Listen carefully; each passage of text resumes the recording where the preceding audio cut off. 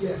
Great, thank you. I can work this. So this is who I am, economics markets commentator, and the question is, what makes an economy go rich? And I'll take you to the next slide we've got here, which one very enterprising and very diligent member of Middle East Monitor pointed out that I don't think this slide is finished, he said. He wrote to me. And it's a good point, because it looks rather bare, but it's only got one bullet point. So, or can Saudi Arabia reform its oil-based economy? And that basically begs the question, what's that got to do with growing rich?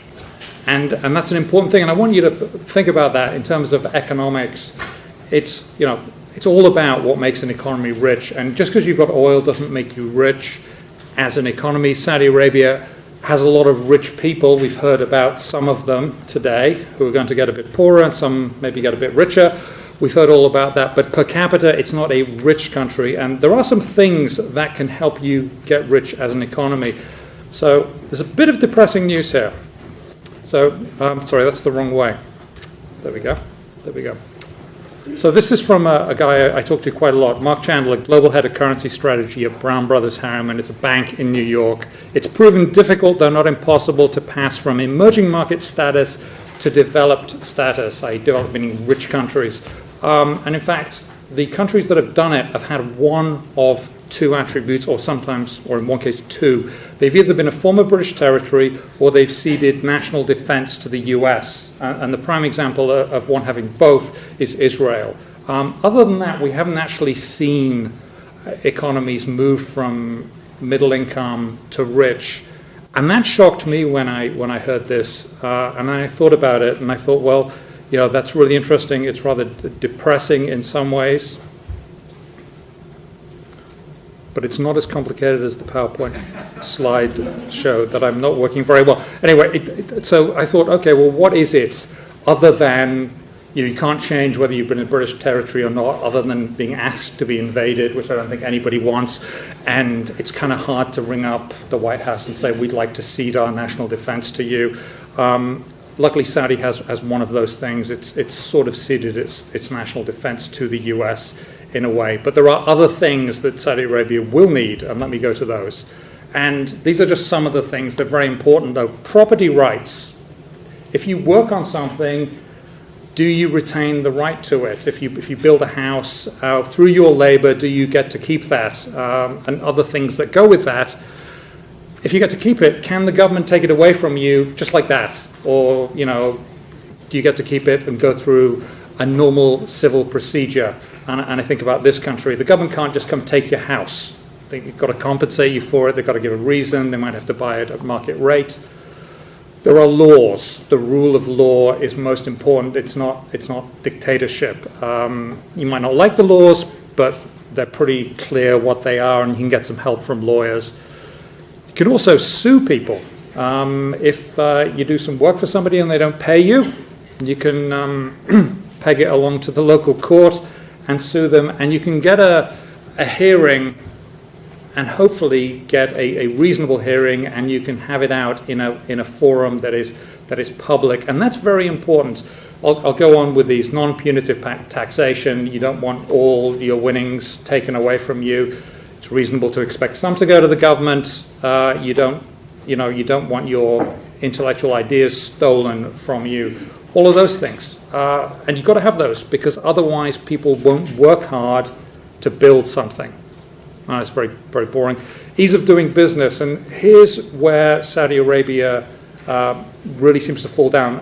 Low corruption, limited bureaucracy, and limited government involvement in the economy. Well, on the ease of doing business in Saudi Arabia, I think it's 92nd on the, is that right, Jason? Yeah, 92nd on a list that doesn't go much further than 92. It goes a bit further, but you really want to be in the top 20. You want to be in the ease. You want to be able to set up a company as quickly as you can and then get going and not have to have lots of permits and all that sort of stuff. So I would say that's another set of things, and you don't really want bureaucracy and having to fill forms in, because nobody goes to school just to fill in forms. Okay. Low barriers to international trade, limited tariffs, You want a liberal bankruptcy code so you can attract risk takers. Risk takers are the way that your economy will grow risk. People who are willing to put their money on the line and give it a go. They will fail occasionally, and they need to be able to start again. If you don't have a decent bankruptcy code, they won't do it because one failure and they're done. And I think that's very important. And you need to have diversity of thought and tolerance for failure. You know, those things about it. And there's one to add to that. Immigrants. If you think about it, immigrants, and this country is a great example, as is America. Immigrants set up an amazing number of businesses, and they do very well. And it certainly makes London what it is.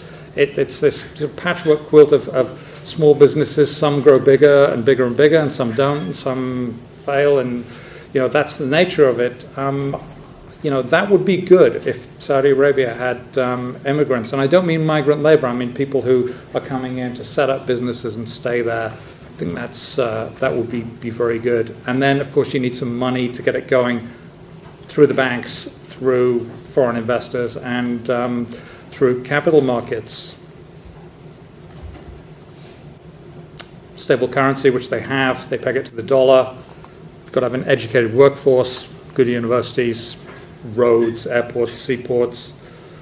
And investors from abroad must believe all that, which gets to what we've been hearing about all through today.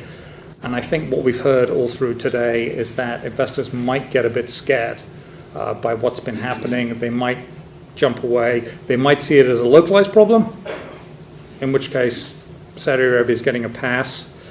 I don't know. We'll see what happens. That might happen. I'll happily answer questions on all of these. Don't worry, because I realize these are questions. So the answer to the question is, can Saudi Arabia transition from oil? Yes, right?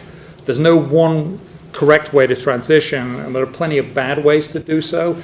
Doing the opposite of all those things that I mentioned, like not having a rule of law, not having a bankruptcy code, not allowing failure, and all those things, that would be a bad way to do it. So having some of these things in there in the economy would really, really help. And I think it can be done.